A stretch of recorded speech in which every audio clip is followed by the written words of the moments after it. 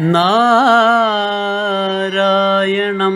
നമസ്കൃത്യ നരം ചൈവ നരോത്തമം ദേവീം സരസ്വതീം വ്യാസം തതോ ജയമുദീരയേ. അർത്ഥശാസ്ത്രമിദം പുണ്യം ധർമ്മശാസ്ത്രമിദം പരം മോക്ഷശാസ്ത്രമിദം പ്രോക്തം വ്യാസേനാമിത ബുദ്ധിനാ.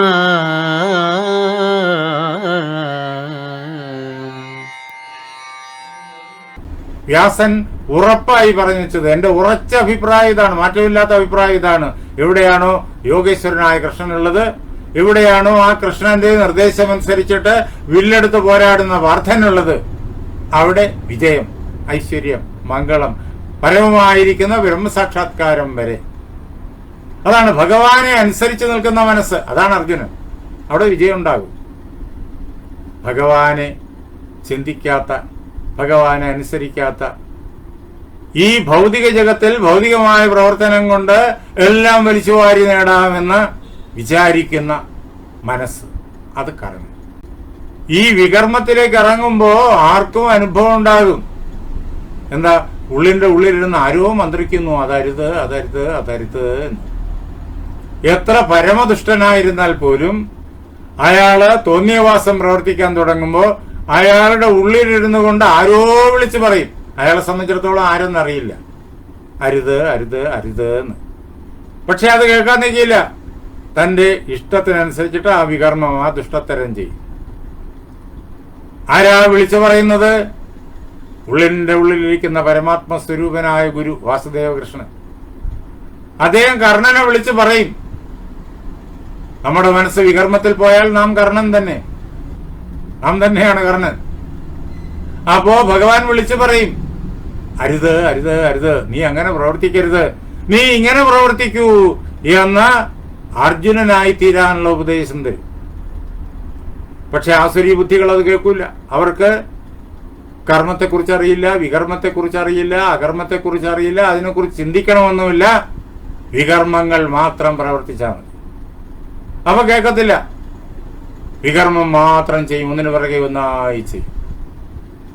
അങ്ങനെ വികർമ്മം ചെയ്യുന്നവനെ ആ വികർമ്മത്തിൽ നിന്ന് പിന്തിരിപ്പിച്ച് അതിലെ ദോഷങ്ങൾ പഠിപ്പിച്ചു കൊടുത്ത് കർമ്മമണ്ഡലത്തിലേക്ക്, സാത്വിക കർമ്മങ്ങളുടെ സ്വധർമാനുഷ്ഠാനത്തിന്റെ മണ്ഡലത്തിലേക്ക് കൊണ്ടുവരുന്ന ആത്മാവാണ് കൃഷ്ണൻ. അതാണ് കർണന് ആ യുദ്ധമെന്നുള്ള വികർമ്മം ആരംഭിക്കുന്നതിന് മുമ്പ് അവിടെ നിന്ന് പിടിച്ചു കൊണ്ടുവന്ന് നീ എന്റെ കൂടെ വാ എന്ന് പറയുന്നത്.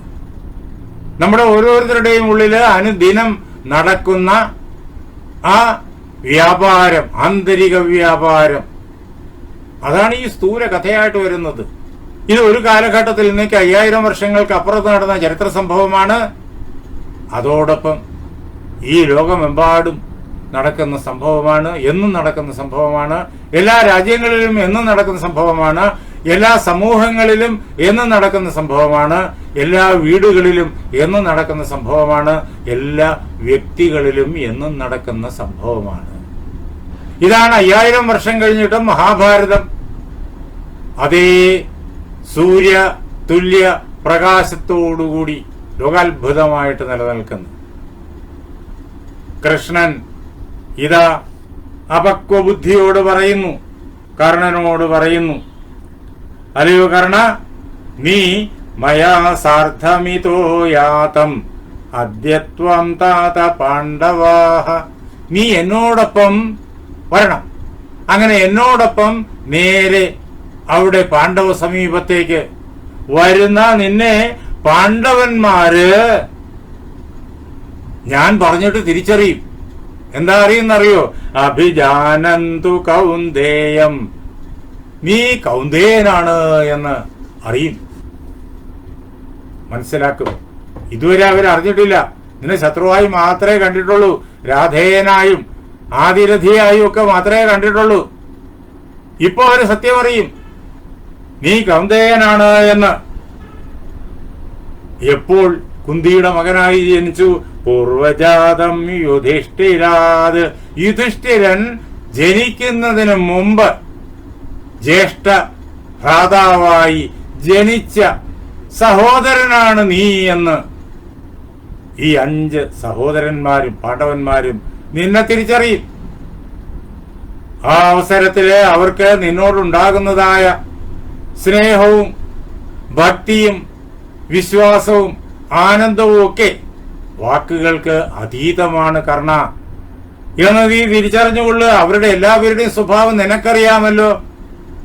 ജ്യേഷ്ഠനെ അവര് എങ്ങനെയാ ആദരിക്കുന്നതെന്നറിയാമല്ലോ. യുധിഷ്ഠിരനെ അവരെങ്ങനെ ആദരിക്കുന്നു എന്ന് നീ അനേക തവണ നേരിട്ട് കണ്ടതല്ലേ. ഏത് വിപത്തിന്റെ നടുവിലും ആ വിപത്തിന് കാരണക്കാരൻ ഒരുപക്ഷെ അബദ്ധത്തിൽ യുധിഷ്ഠിരനായാൽ പോലും അവർ യുധിഷ്ഠിരനെ തള്ളിപ്പറയില്ല.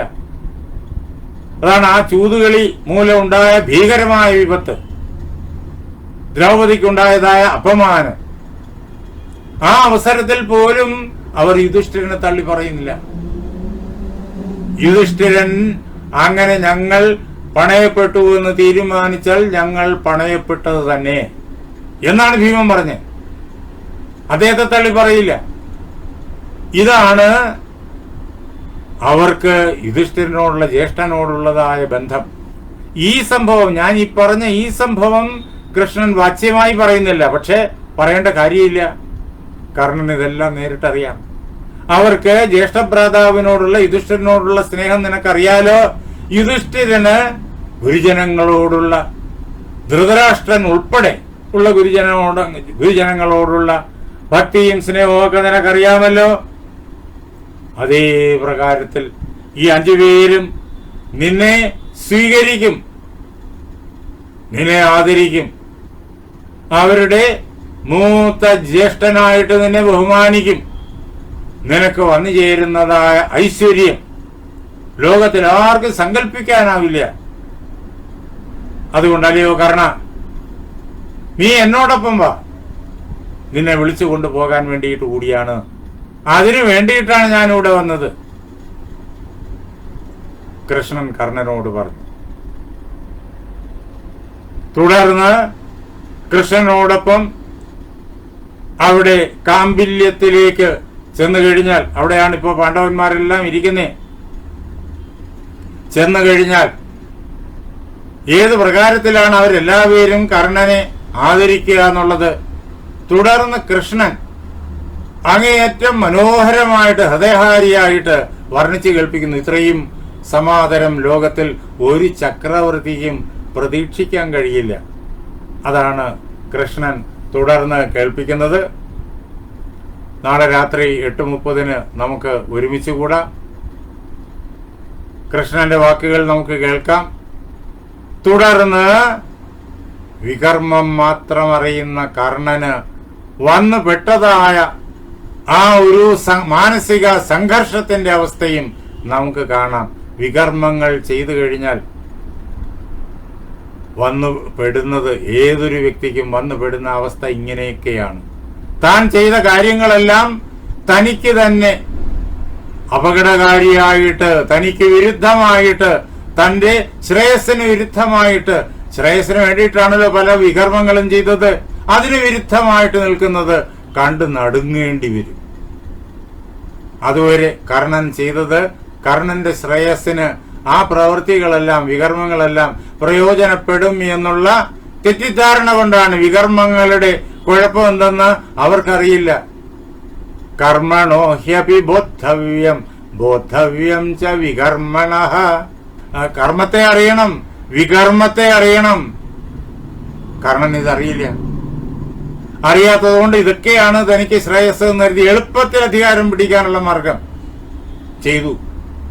അവ ഓരോന്നും തന്റെ തന്നെ പ്രഖ്യാപിത നയങ്ങൾക്ക് ശത്രുവായി, ഘടകവിരുദ്ധമായി ആ നിമിഷം തന്നെ രൂപപ്പെടുന്നു. ഇപ്പോഴിതാ എല്ലാം കൂടി ചേർന്ന് തന്റെ പരമശത്രുവായി രൂപപ്പെട്ടു നിൽക്കുന്നു എന്ന് കർണൻ നേരിട്ടറിയുന്നത് വികർമ്മത്തിന്റെ പരമമായ ദോഷം നമ്മൾ നേരിട്ട് കാണും. കൃഷ്ണൻ കർണന് വാഗ്ദാനം ചെയ്യുന്ന ആ ശ്രേയസ്സും നമുക്ക് കാണും. നാളെ രാത്രി 8:30 നമുക്ക് ഒരുമിച്ച് കൂടാം. എല്ലാവരും സത്യാനന്ദ സംസ്കൃതി എന്നുള്ള യൂട്യൂബ് ചാനലിലേക്ക് വരണം. പഴയ ക്ലാസ്സുകൾ സ്ക്രോൾ ചെയ്ത് നേരിട്ട് കേൾക്കണം. ആ സത്യാനന്ദ സംസ്കൃതി സബ്സ്ക്രൈബ് ചെയ്യണം. ഇപ്പൊ തന്നെ നടന്നുകൊണ്ടിരിക്കുന്നത് ഇതാ യൂട്യൂബിൽ തുടർച്ചയായി വന്നുകൊണ്ടേയിരിക്കുന്നു.